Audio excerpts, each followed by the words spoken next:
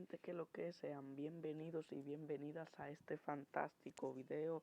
Estamos en un nuevo video de configuración, amigos. En este video les voy a enseñar a cómo dejar la pantalla encendida por más de 10 minutos, 20, 30 y así, amigos, ¿ok? Lo primero que vamos a hacer es irnos a donde dice pantalla. Bien, aquí vean, como ya lo ven, dice tiempo de espera de la pantalla.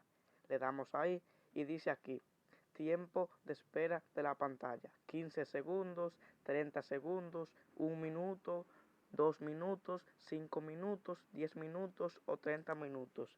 En mi caso, recomiendo que lo pongan en 2 minutos. ¿Por qué? Porque si lo ponen de más de 5 minutos, si el teléfono está con la pantalla encendida, puede descargarse muy rápido.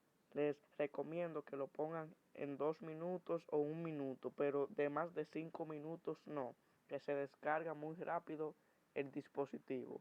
¿Ok? Espero que les haya gustado este video y nos vemos en el siguiente video. Adiós.